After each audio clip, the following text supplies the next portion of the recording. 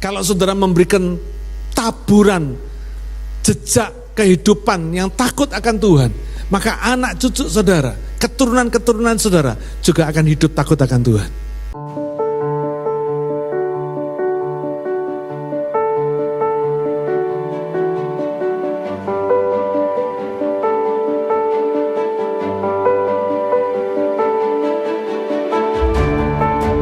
Anak itu berusia dewasa, anak itu berada di dalam tanggung jawab orang tuanya. Tetapi ketika anak itu dewasa dan menikah, membentuk keluarga sendiri, maka seharusnya mereka bisa melepaskan diri dari otoritas orang tuanya dan belajar bertanggung jawab atas dirinya sendiri. Ini yang ditetapkan oleh firman Tuhan. Melepaskan diri dari orang tua, meninggalkan ayahnya dan ibunya untuk bersatu dengan istrinya, melepaskan diri dari otoritas orang tuanya. Ini penting sekali, saudara. Mengapa? Karena mereka suami istri ini harus bisa mandiri di dalam mengambil keputusan atau memenuhi kebutuhan rumah tangganya, sehingga tidak lagi bergantung kepada orang tuanya. Orang Jawa mengenal budaya 3M. Mangan melu moro tuwa. Artinya makan ikut mertua. Ya. 3M ini harus dihilangkan, saudara. Ya. Pesan saya kepada para wanita yang belum menikah, jangan mau dinikahi pria yang akan bergantung kepada mertua. Ya. Karena apapun alasannya, saudara, rumah tangga tidak akan pernah bisa harmonis. Karena dipastikan kebergantungan tadi itu, kebergantungan anak kepada orang tua tadi itu akan secara tidak langsung mengundang campur tangan orang tua kepada rumah tangganya. Ya. Nah, bangsa Israel punya budaya patriarkat. Artinya apa? Orang laki nomor satu, kira-kira begitu. Dinomorsatukan. Sehingga kalau sudah baca ayat 31 ini seolah ditujukan kepada laki-laki. Ya. Sebab itu laki-laki akan meninggalkan ayahnya dan ibunya dan bersatu dengan istrinya, sehingga keduanya menjadi satu daging. Tetapi prinsip Alkitab di dalam ketentuan umum seperti ini, maka berlaku juga umum, saudara. Artinya apa? Ini enggak cuma berlaku pada laki-laki saja, tapi juga pada wanita. Ya.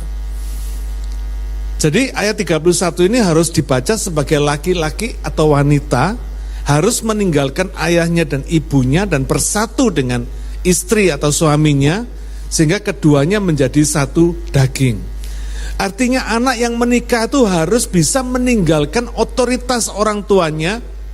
Saudara perhatikan ya, bukan meninggalkan orang tuanya, meninggalkan otoritas orang tuanya, ya, supaya bisa mendirikan otoritas rumah tangganya sendiri bersama Tuhan. Ada anak yang setelah menikah nggak mau tahu sama orang tuanya, keliru, bukan begitu maksudnya. Otoritasnya, ya. Hak kepemimpinannya maksudnya, saudara. Ya.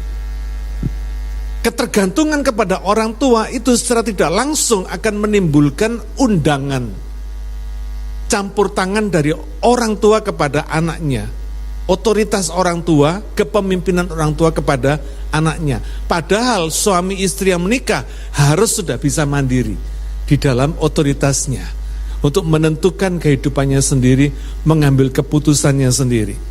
Ya.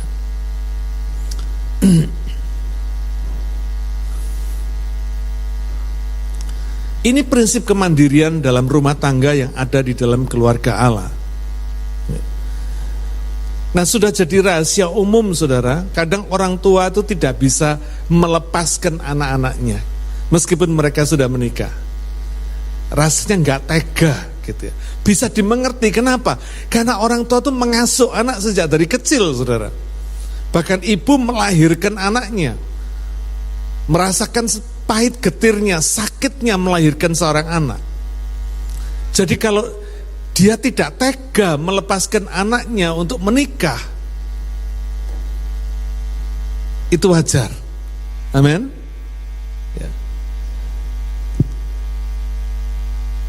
Mungkin saudara melihat dalam beberapa pengalaman perkawinan ketika anak itu minta restu kepada orang tuanya untuk menikah, orang tuanya pasti nangis, betul? Kenapa? Merasa orang tuanya harus melepaskan anaknya. Ada yang merasa kehilangan anaknya. Kecil-kecil dilahirkan, dibesarkan, sudah besar diambil orang, kira-kira begitu. Ada perasaan seperti itu. Sehingga ketika anak ini sudah menikah, rasa tidak bisa melepaskan anak atau tidak tega membiarkan anak ini mandiri itu wajar. Ya, wajar. Apalagi kalau orang tua tahu bahwa secara finansial anak-anaknya masih belum siap merit. Karena itu saya anjurkan saudara, kalau ada saudara yang mau menikah, saya berharap saudara secara finansial juga harus bisa mandiri. Ya. Kenapa? Kalau sampai orang tua melihat anak-anak kekurangan finansialnya, otomatis orang tua itu akan perlu membantu anak-anaknya. Apalagi kalau anak-anaknya ini dianggap sebagai penerus keluarga atau anak tunggal misalnya. Wah, itu sangat concern sekali. Kadang-kadang pilihan anaknya juga tidak sesuai dengan pilihan orang tuanya. Wah, ini lebih berat lagi, saudara ya. Jadi cenderung akan terjadi intervensi dari orang tua kepada rumah tangga anaknya. Akibatnya rumah tangga anaknya tidak bisa mandiri karena keputusan suami istri akan terganggu oleh keputusan orang tuanya karena ada intervensi. Ya.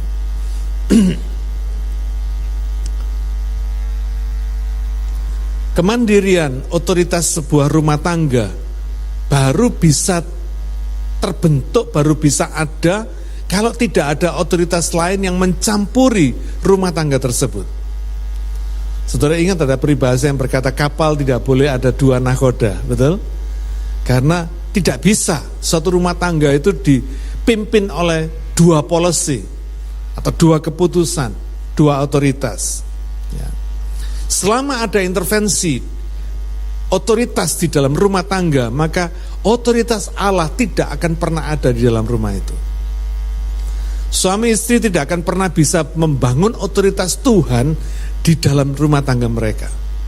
Dan selamanya rumah tangga mereka tidak akan pernah jadi keluarga Allah. Kenapa otoritas Allah ini begitu penting dalam satu rumah tangga Kristen, saudara? Karena di dalam kekristenan hubungan suami istri itu mencerminkan hubungan antara Kristus dengan jemaat. Karena itu otoritas Allah di dalam rumah tangga kita itu penting sekali. Karena ini tidak bisa terpisah. Hubungan kita dengan Tuhan itu mencerminkan hubungan gereja dengan hubungan istri dengan suami. Efesus 5 ayat yang ke-32 mengatakan begini. Rahasia ini besar, tetapi yang aku maksudkan ialah hubungan Kristus dan jemaat. Saudara perhatikan di sini, rahasia ini besar. Tetapi yang aku maksudkan, yang Paulus maksudkan ialah hubungan Kristus dengan jemaat. Wow, luar biasa saudara. Ternyata hubungan suami istri itu menggambarkan hubungan Tuhan dengan gerejanya, dengan jemaatnya. Karena itu intervensi siapapun juga, termasuk intervensi orang tua di dalam rumah tangga, tidak akan bisa mewujudkan keluarga Allah di dalam rumah tangga itu. Ya. Karena bisa mendistorsi atau mengganggu polisi firman Tuhan yang harus dijalankan suami istri seperti Kristus dan jemaatnya. Karena orang tua akan berbicara berdasarkan pengalamannya, suami istri akan mulai membangun keluarganya berdasarkan firman Tuhan. Dan kita tahu betul bahwa pengalaman orang tua kita belum tentu sesuai dengan firman Tuhan. Karena itu selalu terjadi kontradiksi. Ya. Dan intervensi siapapun juga ini bisa menganulir, bisa memveto keputusan suami istri yang sudah dibangun atau diputuskan, ditetapkan berdasarkan ketaatannya kepada firman, ya. Sehingga tidak bisa dieksekut, tidak bisa dilaksanakan. Mereka tahu mestinya begini, tapi nggak bisa dilaksanakan karena ada intervensi ini tadi. Apalagi kalau orang tua ini punya pengaruh, punya power terhadap keuangan mereka. Wah, lebih berat lagi, saudara. Ya. Karena itu intervensi dari orang tua ini kalau ada harus di stop. Kalau tidak bisa bikin damage atau bisa membuat kerusakan di dalam rumah tangga tersebut, sehingga cita-cita menjadikan keluarga Allah tidak pernah terwujud. Ya. Karena intervensi ini akan terus berlangsung. Kalau nggak di stop akan terus berlangsung sampai ketika suami istri punya anak sekalipun, intervensi ini tidak akan pernah berhenti. Malah akan terus menurun kepada anaknya. Dalam mendidik anak, nanti papa mama ngomong A, kakek nenek ngomong B, saudara. Anak saudara jadi anak bingung. Intervensi terhadap anak cucu ini tidak akan bisa selesai dan membuat rumah tangga itu akhirnya tidak sehat secara rohani. Meskipun secara materi berkecukupan, bahkan mungkin berkelimpahan, tapi secara rohani tidak sehat. Karena otoritas Tuhan tidak ada di dalam rumah tangga itu. Karena itu suami istri dan orang tua harus punya saling pengertian, ya, supaya keluarga Allah bisa terbangun dengan indah di dalam setiap rumah tangga yang didirikan. Ya. Orang tua harus bisa menahan diri untuk tidak ikut campur dalam urusan rumah tangga anak-anaknya. Kadang-kadang anak-anak kalau ada masalah lari ke orang tua jangan bela anaknya, ya saudara. Tapi harus mendidik, mengajarkan kepada anaknya supaya belajar menyelesaikan urusan rumah tangganya dengan suami atau istrinya sendiri. Ya. Orang tua harus memberi kesempatan, memberi space bagi anaknya untuk belajar dari jatuh bangun mereka membangun rumah tangganya. Ya. Sebaliknya suami istri harus berani melepaskan diri dari ketergantungan kepada orang tua ini. Meskipun mereka harus hidup di luar zona kenyamanan atau comfort zone sekalipun. Meskipun beda dengan ketika mereka masih hidup bersama orang tua mereka. Suami istri kalau yang sudah menikah harus belajar untuk mandiri, berani menghadapi setiap kesulitan yang terjadi di dalam rumah tangganya. Ya.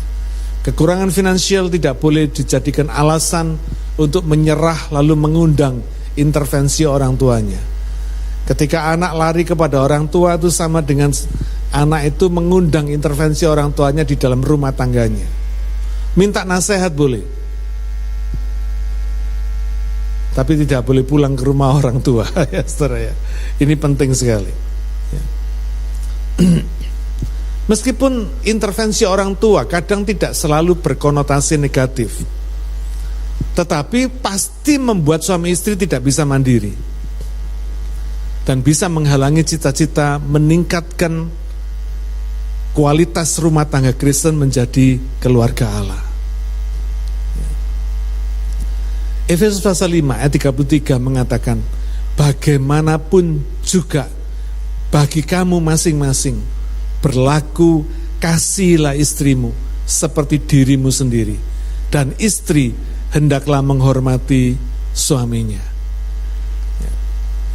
Ayat 33 ini adalah kesimpulan untuk bisa memenuhi rencana Allah membangun keluarganya di dalam rumah tangga kita.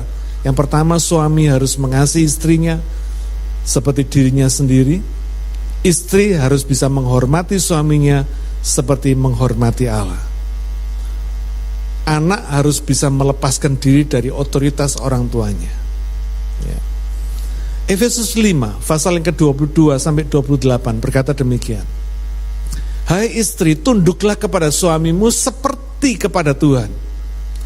Karena suami adalah kepala istri, sama seperti Kristus adalah kepala jemaat. Dialah yang menyelamatkan tubuh.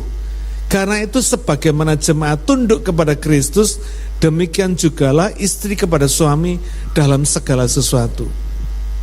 Hai suami, kasihilah istrimu sebagaimana Kristus telah mengasihi jemaat dan menyerahkan dirinya baginya untuk menguduskannya sesudah ia menyucikannya dengan air dan firman, supaya dengan demikian ia menempatkan jemaat di hadapan dirinya dengan cemerlang, tanpa cacat atau kerut atau yang serupa itu, tetapi supaya jemaat kudus dan tidak bercela.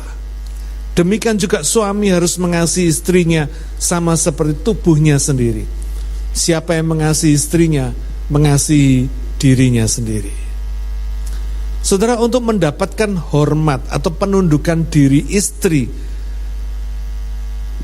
seperti istri ini tunduk kepada Kristus, maka suami harus mengasihi istrinya seperti Kristus mengasihi dan mengorbankan dirinya untuk jemaatnya.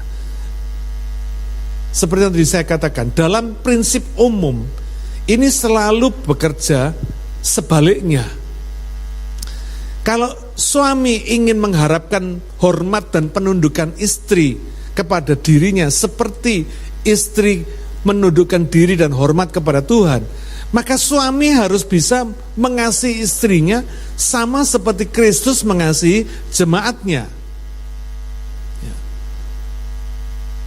Tanpa kasih yang diberikan kepada suami kepada istrinya, maka sebetulnya suami tidak berhak menuntut istrinya untuk hormat dan tunduk seperti kepada Tuhan. Maka saudara ya,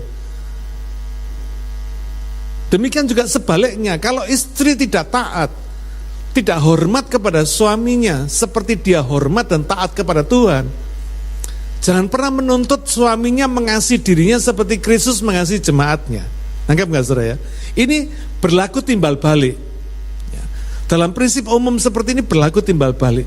Karena itu saya selalu katakan, membangun rumah tangga itu bukan hal yang gampang, saudara.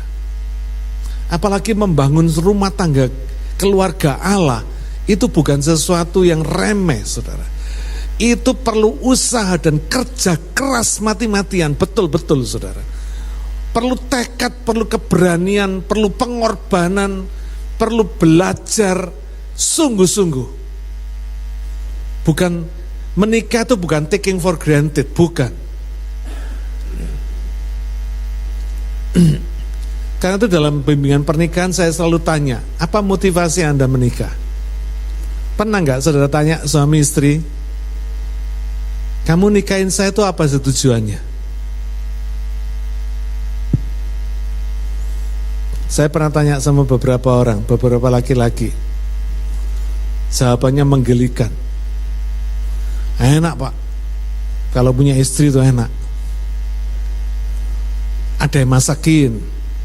Terus saya bilang, berarti kamu kawin sama koki ya? Kalau capek ada yang mijetin, berarti kamu kawin sama tukang pijet ya? Nah saudara, ini model-model jawaban yang menggelikan sebetulnya.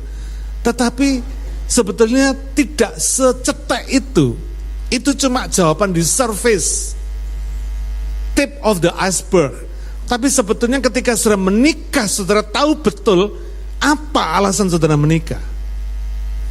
Sayangnya jarang orang yang menikah terus tanya, kamu mau nikahin saya itu tujuannya apa?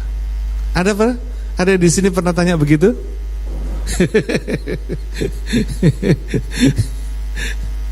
Enggak pernah ya saudara ya. Saudara ini hebat, percaya saja. Ya. Orang Jawa bilang pasrah bongkoan katanya saudara.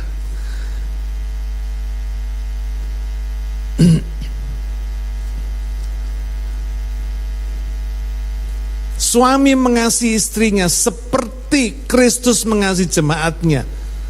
Ini bukan himbauan, tapi standar, saudara. Kalau dalam produksi saudara mengenal QC, quality standardnya. Ya. Mungkin suami bisa berkata gini, saya kan bukan Kristus, Pak. Bagaimana saya bisa disuruh mengasihi istri saya seperti Kristus mengasihi jemaat? Mana bisa? Galatia 2 ayat 19-20 berkata demikian. Sebab aku telah mati oleh hukum Taurat untuk hukum Taurat, supaya aku hidup untuk Allah. Aku telah disalibkan dengan Kristus, namun aku hidup tetapi bukan lagi aku sendiri yang hidup, melainkan Kristus yang hidup di dalam aku.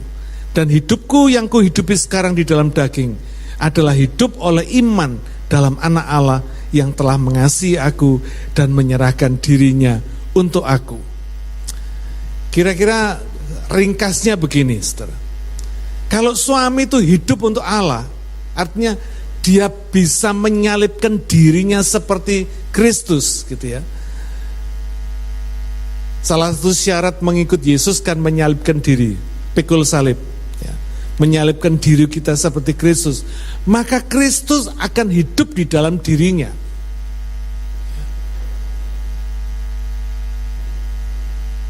Ini membuat suami bisa mengasihi istrinya seperti Kristus mengasihi jemaatnya. Karena itu betapa pentingnya saudara married dengan orang yang seiman. Banyak kegagalan rumah tangga terjadi karena harus married yang tidak seiman. Ada standar ganda. Yang satu ingin mendasarkan pada standar firman Tuhan, yang tidak percaya Tuhan, dia punya standar sendiri. Ini yang repot, saudara.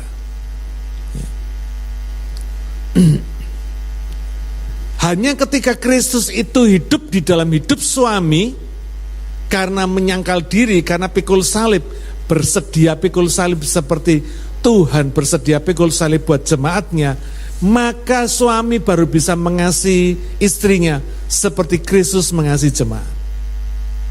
Hanya ketika Kristus hidup di dalam kita, maka kita baru bisa mengasihi orang lain seperti Kristus mengasihi jemaatnya. Ya. Nah, kasih suami kepada istri yang seperti Kristus mengasihi jemaat tadi ini menimbulkan rasa hormat dan ketaatan, penundukan diri dari istri kepada suaminya seperti kepada Tuhan. Jadi kalau ada istri yang menundukkan diri kepada suaminya, yang taat kepada suaminya, suami-suami nggak boleh sombong. Ya, istri Anda menundukkan diri kepada saudara bukan karena Anda hebat, tapi karena istri Anda takut akan Tuhan. Amin. Demikian juga kalau ada suami yang mengasihi istrinya, istri nggak boleh sombong atau taking for granted atau memanfaatkan suaminya, mumpung suami gua baik, gitu ya. Jangan, karena suami saudara sedang menjalankan tugasnya, kewajibannya, perannya seperti Kristus kepada jemaatnya. Ya. Nah, sikap suami terhadap istri dan sikap istri terhadap suami ini penting sekali. Karena apa? Karena ini akan menentukan sikap anak kepada orang tuanya. Demikian juga sikap orang tua kepada anak-anak saudara. Kalau tadi yang pertama, suami istri harus bisa melepaskan diri dari otoritas orang tuanya. Yang kedua, anak-anak harus taat dan menghormati orang tuanya sama seperti mereka taat dan menghormati Tuhan. Kita baca Efesus 6 ayat yang pertama sampai ayat yang keempat. Hai anak-anak, taatilah orang tuamu di dalam Tuhan, karena haruslah demikian. Hormatilah ayahmu dan ibumu. Ini adalah suatu perintah yang penting, seperti yang nyata dari janji ini, supaya kamu berbahagia dan panjang umurmu di bumi. Kamu bapak-bapak, janganlah bangkitkan amarah di dalam hati anak-anakmu, tetapi didiklah mereka di dalam ajaran dan nasihat Tuhan. Ya. Saudara, hubungan suami istri seperti Kristus dan jemaatnya ini membuat anak-anak saudara itu otomatis adalah anak-anak Tuhan. Saudara harus ngerti prinsip ini. Di dalam satu keluarga Allah, suami berperan sebagai Kristus, istri berperan sebagai jemaatnya, anak-anaknya anak-anak Tuhan, anak-anak Allah. Jadi suami istri, papa mama tidak bisa memperlakukan anak-anak semaunya sendiri. Karena anak-anak adalah anak-anaknya Tuhan yang dipercayakan, dititipkan Tuhan kepada papa mamanya untuk dididik dan dibesarkan, diasuh sebagai anaknya Tuhan. Orang tua cuma pengasuh anak-anaknya, anak-anaknya Tuhan. Sehingga anak-anak ini harus dipertanggungjawabkan kepada Tuhan. Bukan seenaknya kita sendiri. Ya.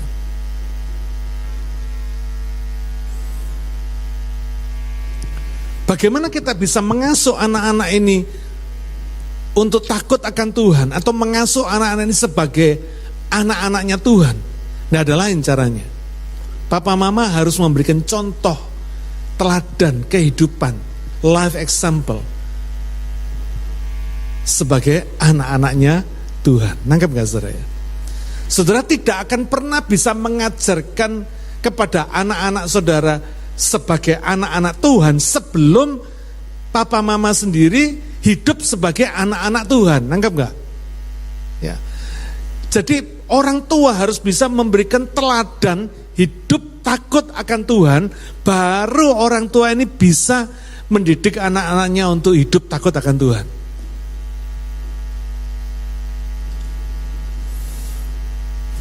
Orang yang bisa menjadi godly parents baru bisa menjadi pengasuh bagi godly offspring atau keturunan ilahi yang dititipkan Tuhan kepada mereka. Maleakhi 2 ayat yang ke-15 dan 16. Bukankah Allah yang esa menjadikan mereka daging dan roh? Dan apakah yang dikehendaki kesatuan itu? Perhatikan, keturunan ilahi, godly offspring. Jadi jagalah dirimu, dan janganlah orang tidak setia terhadap istri dari masa mudanya. Sebab aku membenci perceraian, firman Tuhan Allah Israel, juga orang yang menutupi pakaiannya dengan kekerasan, firman Tuhan semesta alam. Maka jagalah dirimu dan janganlah berkhianat. Saudara, mendidik anak itu tidak gampang. Membesarkan anak gampang, kasih makan besar ya. Sekolahin pinter, tapi mendidik itu lebih daripada itu, saudara. Membuat anak saudara bertumbuh dengan takut akan Tuhan, bertumbuh sebagai anaknya Tuhan. Wow, tak gampang, saudara. Papa mama harus bisa hidup lebih dulu takut akan Tuhan, memberikan contoh kepada anak-anaknya. Makanya saya selalu concern terhadap orang tua yang meremehkan pendidikan anak-anaknya dengan tidak menekankan pentingnya ibadah kepada anak-anaknya. Jangan sampai orang tua ngasih contoh gampang bolos ibadah kepada anaknya, gawat. Ya.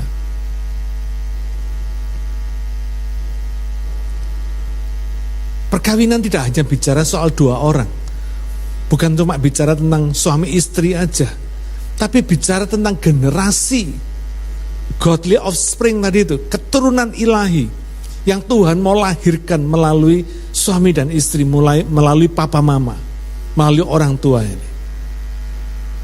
Ya. Bukan cuma sekedar anak saudara, tapi anak cucu saudara, anak cucu saudara. Bicara tentang generasi saudara. Kalau saudara ngerti prinsip ini, maka saudara tidak akan main-main dengan rumah tangga saudara. Tidak akan main-main dengan sikap suami kepada istri dan sikap istri kepada suami. Karena apa yang saudara tabur akan saudara tuai. Kalau saudara memberikan taburan jejak kehidupan yang takut akan Tuhan, maka anak cucu saudara, keturunan-keturunan saudara juga akan hidup takut akan Tuhan. Dan kita tahu orang-orang yang hidup takut akan Tuhan pasti diberkati oleh Tuhan. Bukan cuma papa mama yang diberkati, anak cucunya, generasi-generasi selanjutnya. Mungkin satu hari kita sudah di sorga, tapi kita bisa berbahagia karena keturunan yang lahir dari kita adalah keturunan ilahi, keturunan Tuhan yang diberkati oleh Tuhan sampai selama-lamanya. Dimulai dari mana? Dari kita lebih dulu. Ya.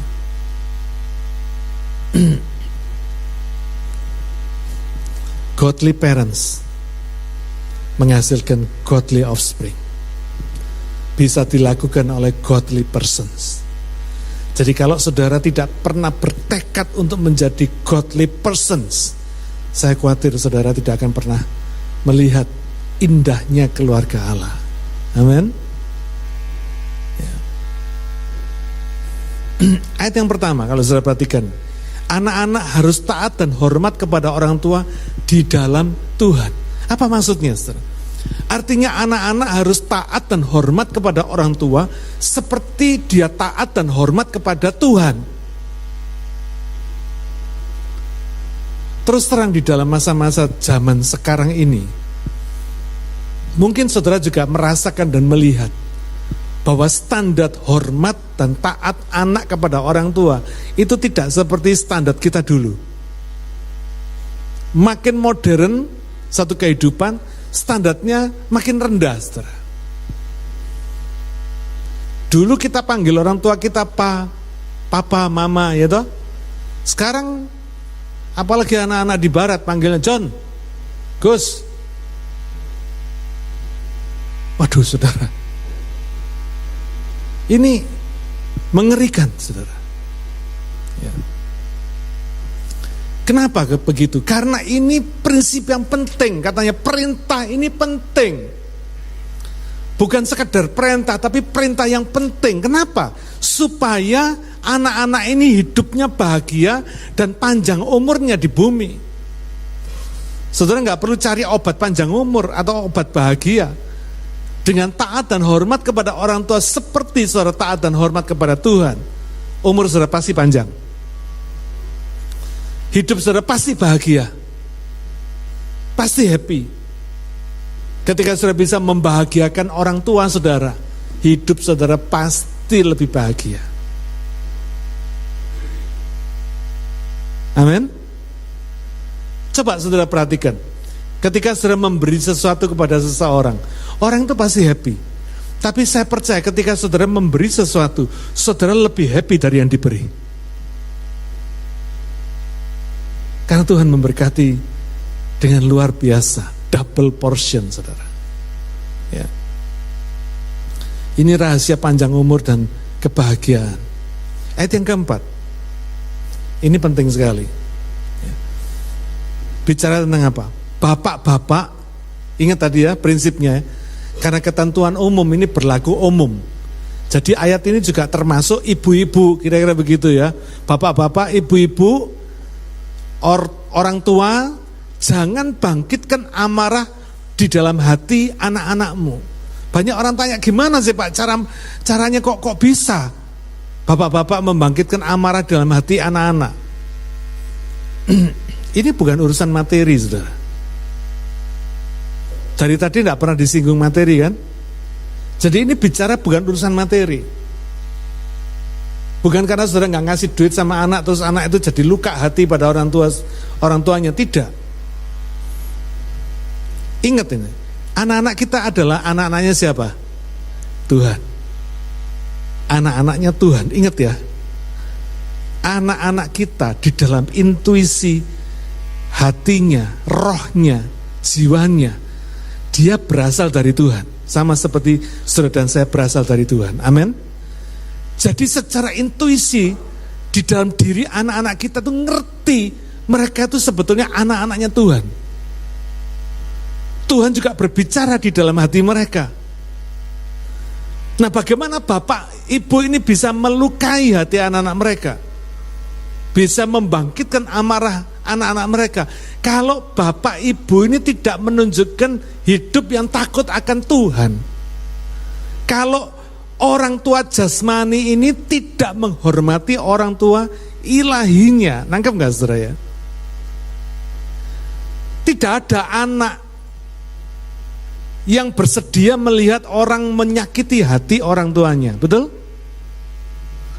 Karena itu ketika papa mama ini tidak hidup akan takut akan Tuhan, maka anak itu secara tidak langsung dia akan melihat papa mamanya ini menyakiti hati bapak ilahinya, menyakiti Tuhan, menyakiti orang tua ilahinya, orang tua rohaninya.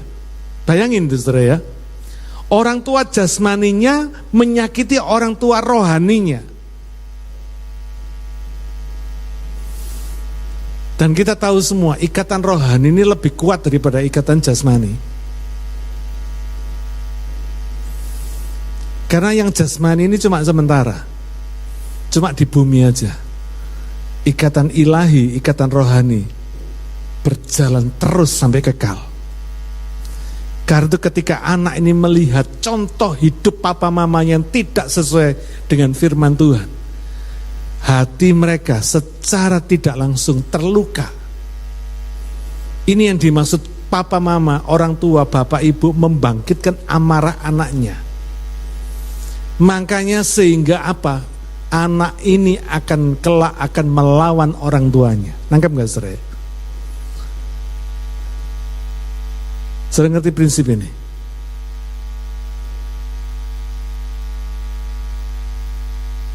Anak kita akan melihat orang tua jasmaninya melukai hati orang tua rohaninya. Sehingga jangan pernah berharap anak saudara akan menghormati dan taat kepada orang tua seperti kepada Tuhan.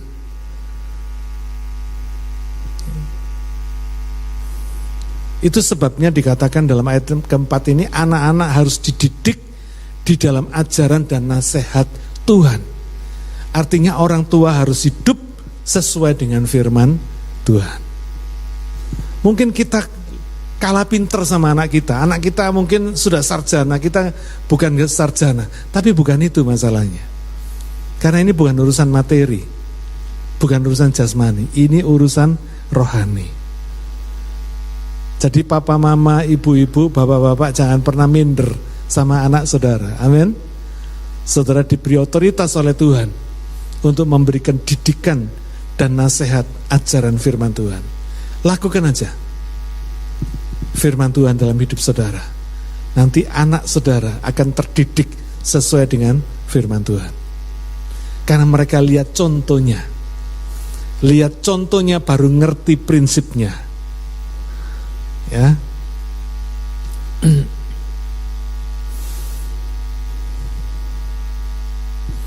Kemandirian, otoritas rumah tangga.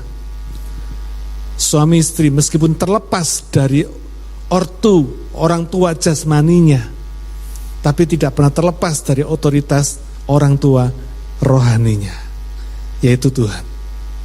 Demikian juga anak. Meskipun anak kelak pada waktunya akan memiliki otoritas sendiri, tapi tidak pernah terlepas dari otoritas Tuhan. Sehingga anak tetap harus punya ketaatan dan hormat kepada orang tua, sama seperti anak hormat dan taat kepada Tuhan. Berkatnya besar, saudara. Bahagia. Wow. Saudara, bahagia ini bukan ukurannya duit. Meskipun saudara hidup biasa-biasa, tapi kebahagiaan ini tidak bisa dibeli sama duit.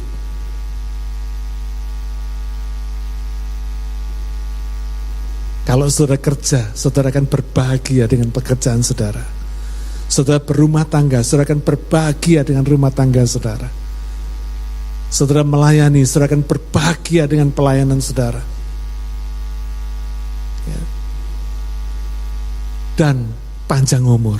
Wah, luar biasa saudara. Ya. Satu berkat yang besar sekali kalau kita bisa panjang umur. Amin. Ya. Lakukan apa yang firman Tuhan katakan. Pasti terjadi dalam hidup saudara. Gak usah minta panjang umur. Tuhan pasti kasih panjang umur. Ya.